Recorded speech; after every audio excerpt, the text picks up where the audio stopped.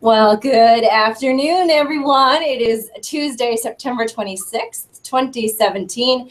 It is 1 o'clock Eastern Time, and you are watching Advancement Live. I have a name change since I last saw you guys. I'm now Kim Infanti, got married over the summer. So hello to everyone who's tuned in religiously. I'm excited to be with you back here now that fall has started on the Syracuse University campus. I love today's topic. Absolutely love it. I think legacy programs are the coolest idea. I love doing research for this episode, seeing what folks do as they really try and build that affinity among our youngest fans, the children, the grandchildren of our alumni. And then we'll look at not only how we build these legacy programs, what they entail, but also advice for schools who are looking to start new ones, maybe revamp your old ones. Iowa State just went through a nice resurrecting of their legacy program, and also see how that might tie into alumni giving that so many of us care so much about. So that's on deck today, legacy programs. Of course, Advancement Live is part of the Higher Ed Live network. It offers you the best and brightest minds in the industry, direct access to some really, really cool folks, and two of them are here with me today. You can be part of today's live broadcast, and that is by tweeting using the hashtag HigherEdLive. So if you have any questions for me, for Sarah, for any of our guests who are joining us today, Melissa has tons of experience too. You really will have a great opportunity in this next hour. All of our episodes are free. They're easy to access in our video archives at higheredlive.com, or you can take us with you on the go. We're also available by podcast, by subscribing to the Higher Ed Live podcast. Higher Ed Live is produced by M. Stoner, a digital-first agency committed to tailored solutions that drive real results. If you are looking for a way to better engage your alumni donors and really tell some on-brand storytelling, M. Stoner can help. They actually have an 8-course series that covers the essential elements of digital storytelling, and we'll be sending out a tweet just in a few minutes about how you can sign up for that series. Now that that spiel is over, it is time to introduce my guest for this afternoon. We have two. They actually know each other. They go way back. So our guests for today are Sarah Craw. Sarah, who joined the Iowa State University Alumni Association in November of 2015. And she is the girl who oversees Legacy Club, among many other initiatives for the Iowa State University Alumni Association. So we'll talk to Sarah about that. And we also have Melissa Parkerson, who's been with the Oklahoma State University Alumni Association for nearly a decade. And one of her roles in that role is to oversee their legacy program. So we will talk through all of the nitty-gritty, the nitty-gritties. I'm on allergy medicine today, folks, so that's why the words aren't coming so easily. But we will talk through all of the details of their programs and really have some great insight into what these legacy programs mean. So again, don't hesitate to ask questions. It is hashtag HigherEdLive, and we'll be taking them live throughout. And then, of course, you can watch this episode afterwards. So we will dive right in. Melissa, you are first on deck. Wonderful. In your words. Well, greetings, everybody. That's right. So in your own words, or in the way that Oklahoma State describes legacy programs, what is a legacy program? How do you define it? So for us, our legacy program is actually for our children and grandchildren of our Alumni Association members. So it is unique to just our member base. And at this time, we do not include nieces or nephews. It is mainly just grandchildren and children of active members. That's how we constitute a legacy. And so for us, and it's between the ages of 0 and 18. So once they get into the college age, they graduate out of our program because hopefully they're here at school. So that's right. Awesome. And how about you, Sarah? How do you define it? So ours is almost identical, actually. So we include the children and grandchildren of our Iowa State Alumni Association members from birth until graduation from Iowa State. So we do include our current students. Okay. And as we get a little bit farther in the program, we'll talk about what we're doing for our graduating seniors from Iowa State. Awesome. And that's what we were talking about just before this episode started, that some schools really look at legacy as just being up until that child turns 18, and then other schools do create programming that goes between that 18 to 22 when they're at school. And other schools like Syracuse, we look at our legacy program as solely being students who are here on campus. We haven't yet started a program where we're working with the children and grandchildren, young children and grandchildren of our alumni. And so that's why I'm really interested in this topic as well today, because I think, well, my boss might kill me if we try and do something else right now, but I think it would be good for us to explore. So we'll jump right in. Sarah, the way I found this topic was in that I found an article that I believe your student newspaper wrote about Iowa State bringing back the Legacy Club, that it had gone away for several years, and then you had made a decision, or your team had, to bring back that Legacy Club. So can you talk through what that process was like, and why bring it back? Absolutely. So like many colleges in 2008, the financial crisis hit us pretty hard, and we had to look at what cuts we could make to make ends meet and be able to continue the really valuable programs that we had going on. So we scaled back our Legacy Club at that point. We moved from several gifts throughout childhood to a children's book at enrollment and some electronic birthday cards. And that hurt us. I mean, it wasn't a very popular decision. So when we had the opportunity this year to bring it back, we were just ecstatic to be able to put our resources together. We were in a better financial situation, and we have the support of a great staff. We've changed the way we're doing some of our marketing, so we have the resources to be able to reach a large audience with this program, and be able to bring it back. And the process has been really interesting. We relied on a lot of our peers, like Melissa. We did a lot of research into the programs that had survived, the late 2010s, to kind of see where we could go back with our program, what gifts we could bring back, what programs, and how the programs had evolved at other universities while we were on hiatus. So Melissa's got some really great programs that we're definitely trying to emulate as we move forward. So we did our research. We put together our big wish list that we took to our staff and our board, and just started, plotting down what we actually wanted to put forward, and picked some gifts and just got started. And I'm going to, as you ladies are speaking, I'm going to tweet the links to both of their web pages that describe how their legacy programs work. They're visual, they're vibrant. It's so neat to see some of the programs that are going on. So for anyone who's curious as to what we're talking about, to be able to see it visually, I'll share those links out in just a little bit. Sarah, were you able to go right back and kind of resurrect the legacy members, or had it been too long that they didn't have children who were young anymore and you had to kind of go to a new population of alumni?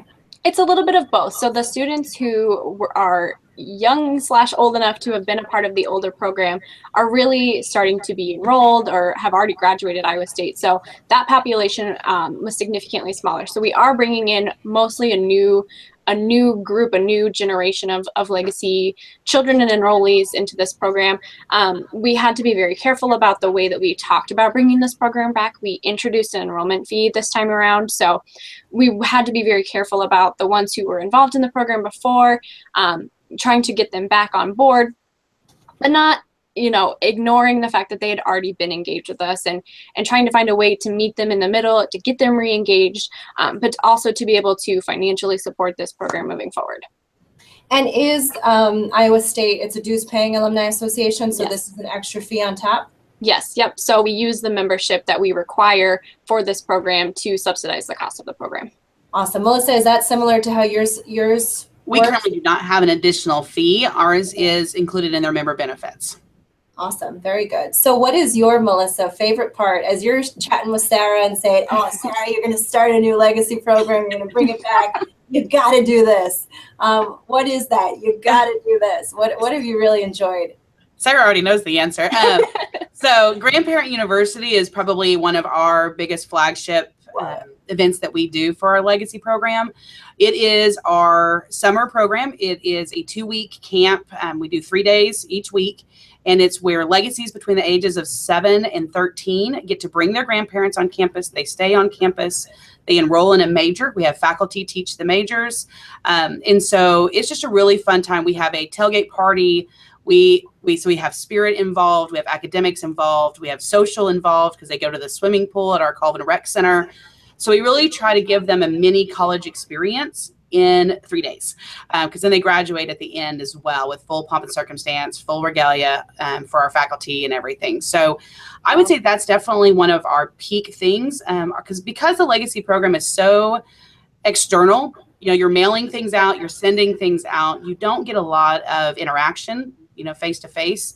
And so for us, Grandparent University is kind of the face-to-face event that really kind of brings people together and shares the love of OSU among cross generations. What is the staff time involved with an event like that? You know, we've got homecoming coming up next week, and it's just all hands on deck. Is this an all hands on deck type program, or is this something that, you know, a few folks can manage the logistics? It really just depends on your size. I will say, originally, when we started out, we had less than, you know, our first year we had 80 people, 4 majors. So that's a much doable thing with a small staff. We are now at about 32 majors and 700 people. And so it's really a lot more hands on deck now. I do get a lot of volunteers, though. We reach out to our foundation. We reach out to the campus, alumni. I have grandparents that came for several years with their grandkids, and they've aged out. And so the grandparents still love the program so much that they still want to be involved, and they'll come back and volunteer. So it really is, it's a much bigger thing than it used to be. And so you try to really rely on those people to give you as many hands as you can. So it just kind of depends on the size of where you're at, but it can definitely turn into something that's the entire association wide. Now, when they graduate from Grandparent University age, you do also have a legacy weekend for high school age. Correct. Yes. So basically when they age out, well, then we invite them to come by themselves. No grandparents, no parents, and come to our legacy weekend. So our student alumni board, who is the governing board of our Student Alumni Association, puts on that weekend event. And it is purely, we go to an athletic event. We have roundtables that talk about college life and what to be prepared for, and kind of give them the scoop of involvement and what the to-dos and not to-dos. And so it's just a one-day event in the weekend to bring them on campus. Awesome. Well, Sarah, I know yours is relatively new, but what has the favorite part been so far? What's emerged as a top contender? It is definitely our new children's book. So we have a very talented writer on our staff who wrote a children's book for this program. And then we were able to find an illustrator who's an alum. So the two of them together are alums who have so much love and support for Iowa State. And the book that they've created is just stunning. So the book and the story itself are so fun, but the images that our illustrator was able to create, they're fun and they're vibrant for the kids, but they are so nostalgic for the parents and the grandparents. The images and the background and the setting of campus that she's been able to depict is just stunning. So that is definitely the top favorite. We cannot wait for the day that we can host our own Grandparents University. Talked to Melissa a lot about this, but until we get a little bit farther along in the process, this book is just, it's the big thing. Oh, that's awesome. So for that's a $35 fee per child to be part of the Legacy Club. So then those types of gifts, those are all included once they've paid that fee? Yep. So they receive their first gift upon enrollment. So we do it by whatever age they're enrolled in. And then after that, they start getting the rest of the gifts as scheduled as they turn different ages, and they get physical birthday cards from us on all of the off years. Awesome. Melissa, I know you have, we call them alumni clubs. I think you call them alumni chapters. How do you involve your chapters in your legacy program? And so we have a lot of our chapters, you know, I think a lot of people have this where there's point systems for your chapters to do certain types of events and gain these points to get chapter of the year. And so one of the things is, you know, we really encourage our chapters to do family friendly events. And so they're not just watch parties and just things that are for the adults. And so we really try to get them to do at least 1 or 2 events throughout the year that's really family friendly and focused kind of towards the kids. So an example of that is, like, we have at both of our state zoos in the 2 major cities, we'll do Pistol Pete's birthday at those. And so we've partnered with the zoo, and all the kids come out and they get to have a picture with Pete, our mascot. And so that's kind of how we kind of work with them. Obviously, those that are further out don't have the luxury of having Pete at their events, but they still try to do some family-friendly events to kind of work with that. And if they want us to, we'll send an email out specifically to Legacies, but a lot of times we just promote it as a real family-friendly event. Awesome. I was just tweeting, so hold please 1 minute while I pull up my script. just tweeting out the link. Well, I was going to say too, you know, Kim, Sarah was talking about her book. I will say, if people can do that, if they're launching a program or they're kind of revamping their programs, a lot of schools don't have a book about their mascot or about their university for children. That is definitely what we have, one as well. And it's a huge target for people to kind of try to get that. So that's definitely one that if they're looking at a major gift for their legacies, I would kind of really lean towards looking at some kind of book like that.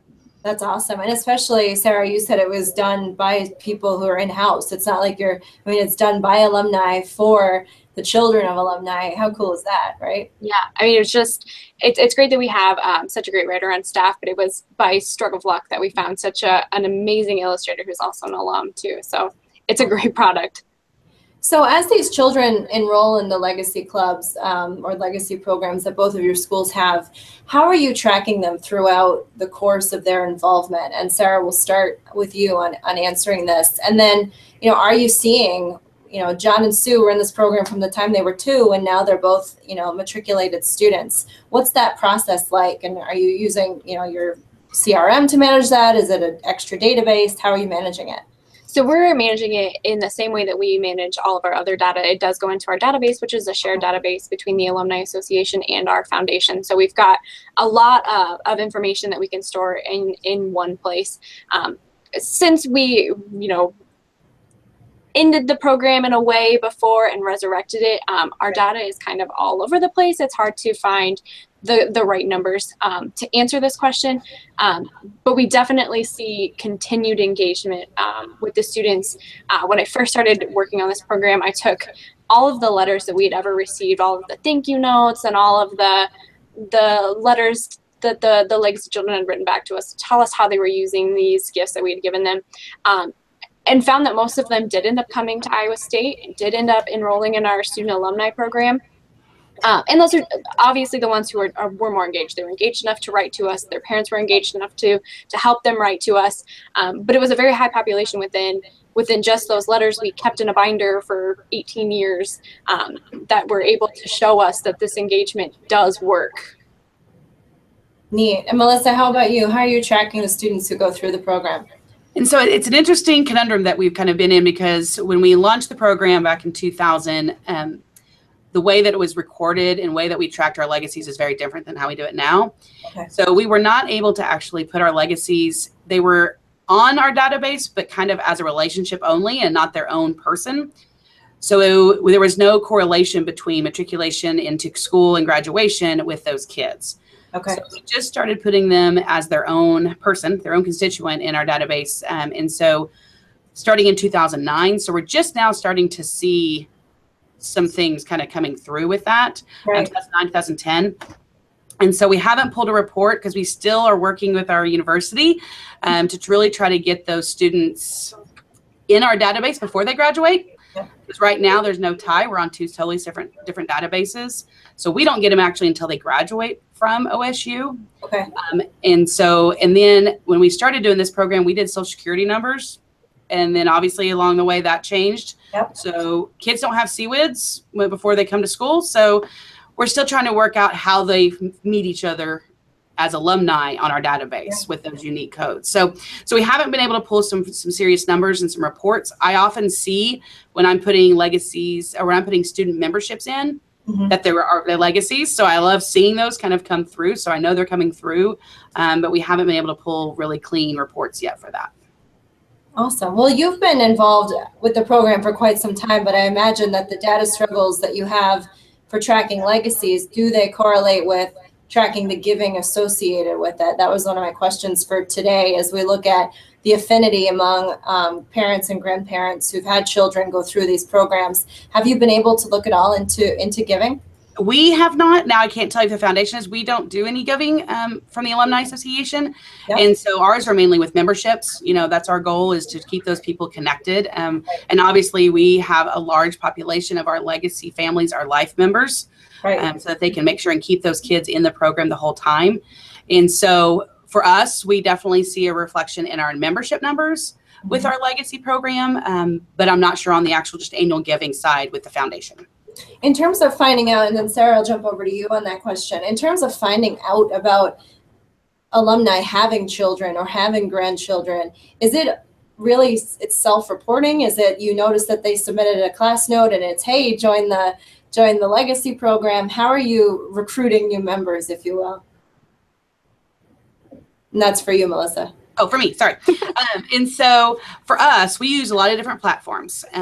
Obviously, with different events, a lot of times with our chapters, we'll have a link to the Legacy registration so that we can make sure we will include it in a lot of our newsletters periodically throughout the year whenever we're focusing on things. We also will do social media blitzes targeting for our Legacy program, really highlighting some areas. So we kind of use all of our communication platforms to really reach out, but it is all self-reporting. Occasionally the foundation might hear of somebody that had a child and we'll reach out to them, but for a lot of it, it is just self-reported. I would imagine it makes the work of the foundation easier too when they know that they're working with an alum who has a child. It's like an immediate conversation starter that, oh, Grandparent University, saw you took part in it. You know, it definitely. And that's one of the keys. I mean, we definitely still put, like Grandparent University, the events we put into the database so that our foundation officers do know those alumni who are coming back on campus or have children involved with the program or come to these different things. So we really want to make sure that they have all the tools they need to really kind of talk to people and know a little bit more about them. Awesome. Sarah, have you been able to see anything directly correlate to giving? I know you're probably set up in a similar way, but any findings on that? I can't speak to the first version of this program. The data was tricky to pull even to answer the question this time around about how many we had in the program originally. So I definitely don't even have giving numbers or membership numbers really. And now as you go, you know, this new iteration, is that in the plans to track that? Absolutely. So we're using the program to track new memberships that are associated with the program. And we've seen a pretty slow and steady climb in new memberships since we do require membership in this program. So we have a way to track that and how the membership kind of changes as the children go through the program. So if they lapse out and then join again between every birthday, Right. or if they're upgrading to live, to make sure that they stay active in the program and don't miss gifts and miss birthday cards. So we're definitely tracking that. And then from there, we'll be able to track giving a little bit better. We don't do any alumni giving either. But since we're sharing a database, the information will be a lot more easily accessible for the foundation to pull in the future. Awesome. Melissa, tell me a little bit. It sounds like the last hurrah for your Legacy students, right, as they're turning 18 and hopefully matriculating to Oklahoma State University is the Camp Cowboys Scholarship. How does that work? And so our school has a freshman camp during the summer that every student's invited to go to. And so we were really trying to find a way for us to really promote that program, because it's really all about, you know, learning how the spirit of the university, kind of knowing what services are available on campus all before the school starts. And so we really wanted to try to get involved with that. And then the one way we thought about is our in-state, our legacies in-state don't really get a lot of scholarships for being legacies. Our out-of-state do, but they don't have anything specifically for in-state. And so this is our way of kind of going, hey, we'll at least provide something for those students that are legacies. And that's why we do this scholarship that pays for their entry into Camp Cowboy for the summer. It's awesome. It seems like that makes a lot of sense. Is there much heavy lifting on sending out all these like what's the frequency of, you know, how many Cowboys keychains are you sending out to children when they hit 15? Like I'm just imagining my team packing up all kinds of keychains to send out. What's that process like? For us, we have a student that works with us, and sorry, I'm looking this other way because I'm just going to do a quick number here. Yeah, no, definitely. I've been looking at your websites and my Twitter hand the whole time, back and forth, back and forth. And so we do have a student that works with us throughout the school year, and one of her roles is to send out the monthly gifts. And so for us, because the gifts kind of work in a way that there's going to be some off years where they get a birthday card and not a gift. And so it's not like every single legacy every year is getting a package. Okay. Sometimes they're just getting postcards. So we average right around the 200 and some actual packages a month to send out to our legacy. So it's not overwhelmingly, and that's for, you know, we're close to 7,000 legacies in the program. So we're able to do it in-house right now. We just have a little closet in the back that has a table and everything's stored in there. And so that's how we do ours. I will say when we first launched the program, we did work with an outside mail house to store everything and mail everything out. But we just decided at one point that we'd like to be more in control of that. Yeah. And so we brought it all in-house in 2009 is when we brought it all in. When you send send out some money, we don't have to worry about storage outside. Yes, definitely. When you send out the gifts, and this is I'm obsessed with Twitter and Instagram face coming out. Do you ask them to then, share photos of their kids with the gifts or post a video of them reading the storybook? Does that happen at all? We do ask them to kind of share. We also will sometimes do an actual social media blitz of trying to get people to post pictures and kind of post things just in general of them. I love living here in Stillwater because I always see our backpacks go around school. And so I'm always trying to catch a glimpse of somebody using the backpack when they go to school. But yeah, we definitely encourage anybody to try to share. And if we see anybody share on their own, we share as well. We keep that kind of rolling so people can see. But we do occasionally do campaigns where we gather photos. And for one time, we used to do legacy of the month and some things like that. But staffing got a little hard to manage that because they're trying to reach out every month and find people and keep that going. So we kind of dropped off, but I want to bring it back to kind of really showcase legacies every month. Yeah, there's really no prouder, I think. I mean, when we host our legacy events on campus, the parents, and like I said, we have it for students who are, now on campus, the parents are so proud. Like, I went here and now she's here, or he's here. We met here and we kissed on the kissing bench, and now here's our daughter and she's a freshman, and it's like, oh, you guys are the cutest ever. This is awesome. So those stories are just so cool. And I think a reminder of why we do what we do. It's just really neat. So Sarah, yours does include your current students. Can you talk a bit about the programs for, brunches as they're moving in and at graduation? What is the life cycle of a legacy child look like once they matriculate at Iowa State?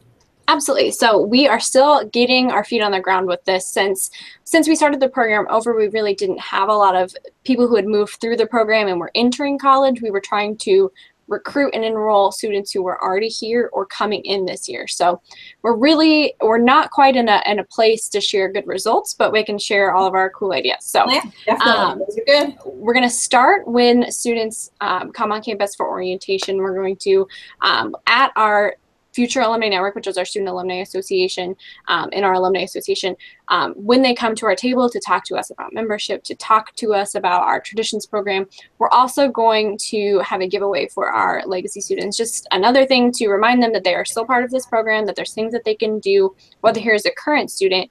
And we found, especially this year, that a lot of the students coming to our orientation were still undecided students. They didn't know where they were going to go to school. So one last push might help them get enrolled, for sure here at Iowa State. So we're working on that at orientation, and then as the summer goes on, we'll be working with our regional clubs to do a senior send-off events. So high school seniors in our club areas get together and are sent off to Iowa State every year by our regional clubs. So especially in our major metropolitan areas, this can be a great event and helps the parents a little bit, helps them feel at ease when sending their students off, and gives the students an opportunity to ask the final questions of people who've been in their shoes before. So we're definitely going to work our legacy program into that and help recognize this. Are those the No, ones go ahead. from Destination Iowa State? Those are your send-offs? No, so these are just events that are posted by our club. So Destination Iowa State is an extended orientation program. The first couple weeks that students arrive on campus. So our freshmen move in a little bit earlier, just to kind of get acquainted with campus. They do some team building. They do a lot of tours just to figure it all out. It's capped off by a big dinner and a resource and events fair and a kind of a convocation type ceremony where there's speakers and the band plays and our association president teaches them the fight song and a bunch of Iowa State cheers. We don't have any huge plans for Destination Iowa State, but this year we did our first class banner.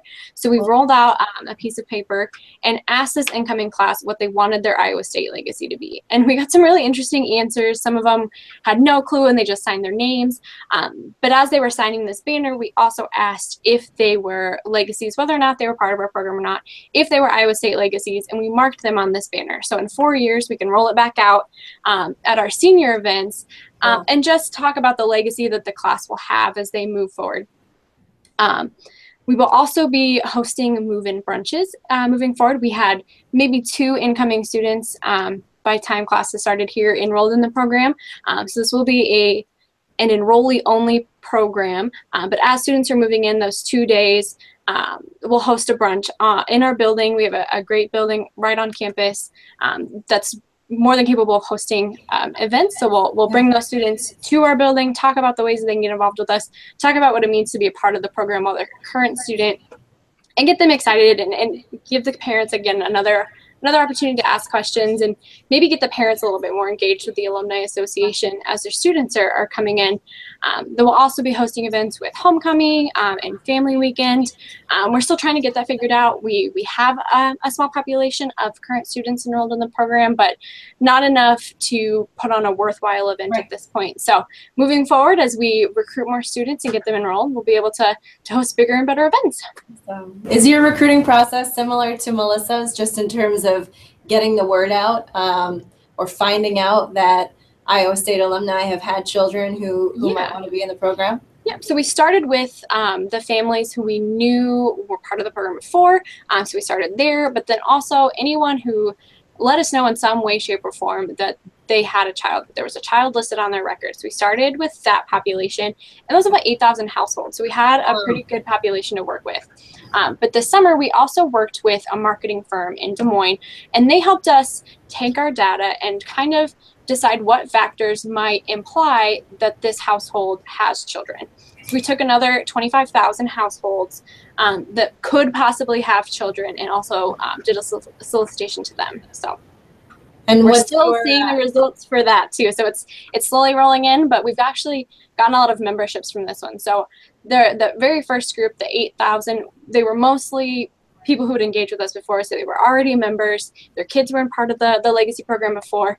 But this latest bigger solicitation was to a lot of non-member families who had never been engaged with us before. So we're seeing a lot more memberships with this solicitation, and then a good number of legacy enrollments. We hit 800 yesterday. So from July 1, we've already gotten to 800. Wow, that is does that mean that you have 800 gifts going out a month? We don't. So ours, we do, it's about 7 gifts from 0 to 18.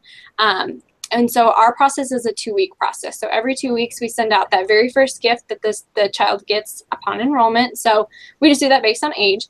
But then we're also sending out for the next 2 weeks in advance, anyone who has a birthday who would receive a gift, and then anyone who has a birthday in a non-gift year, we're sending out those birthday cards. Every 2 weeks, we're sending out a big batch of initial gifts, and birthday cards. That's awesome. Would you say for both of you, Sarah first and then Melissa, is the book the one that seems to resonate most with, like, I know there's a sleepover pillowcase and there's a car decal, and you know, what is it that seems to resonate most first with you, Sarah? It's definitely the book. People have requested the book, you know, when their children are older and they want to receive it because it's really popular. But we've gotten a lot of photos of the backpack too, because they can take it to school, they can show off their cyclone spirit at school. So that's been a really great gift for us too.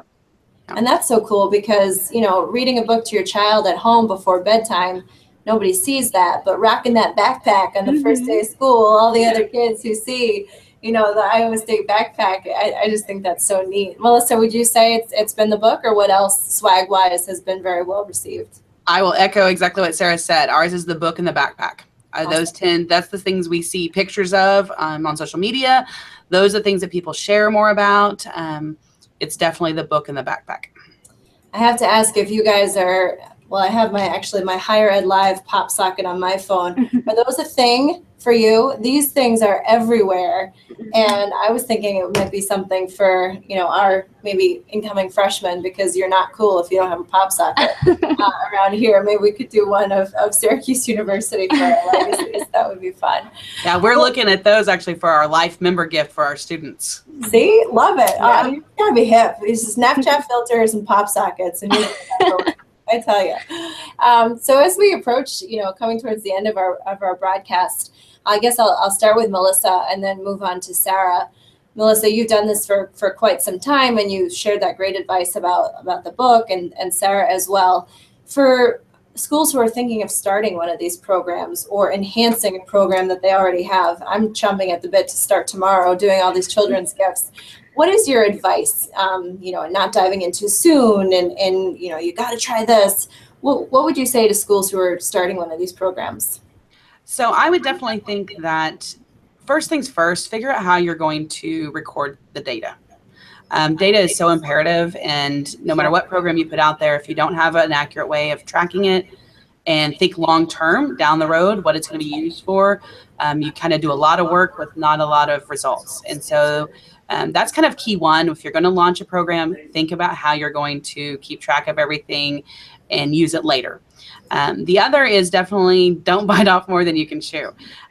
So with your gifts, we have 8, Sarah said they have 7. I don't think there's anything wrong with starting small. I will say our legacy program originally was 0 to 16. Because of NCAA rules, there were concerns of sending gifts out to kids that were in high school and maybe possible athlete prospects.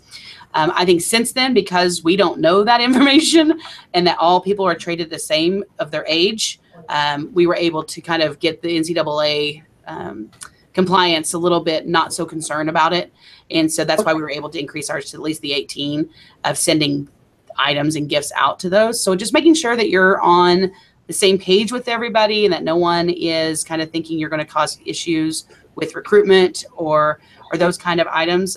That's kind of key one, is really kind of getting everybody in the same room and making sure you're all on the same page. But that's kind of my advice when you're kind of watching. Because I had visions of that for thinking about, I know how difficult it is to have a child, see our basketball center where the team practices. So was that a real heavy lift with the NCAA, or was it okay? At first it was. There was, back in 2000, back when we were launching, that was a huge concern. And even like I know our athletics has a legacy program as well, kind of. It's called Pistol Pete Partners. And so they have an athletic club for youth. And I know they only go through 8th grade because of the concerns. So, but I think because we do treat everybody the same over here and we don't know their athletic status, we were able to kind of curve that. So as long as you kind of are in the blind and ignorant of kind of their recruitment status as far as athletes go, it kind of helps with that. So you're kind of, because we don't even separate out male and female. Like all of our gifts are very gender neutral. Yep. Everybody gets the same. If you're this age group, you get the same thing as somebody over here, no matter their donor status, their recruitment status, or anything. That's great. Yeah, no one's getting, I think the concern is always the preferential treatment, and that's not the case with these programs. Right. Awesome. Sarah, how about you, as you're in the trenches of relaunching, as you think about what some of the frustrations have been or some of the wins for you, can you share some advice with folks who are watching?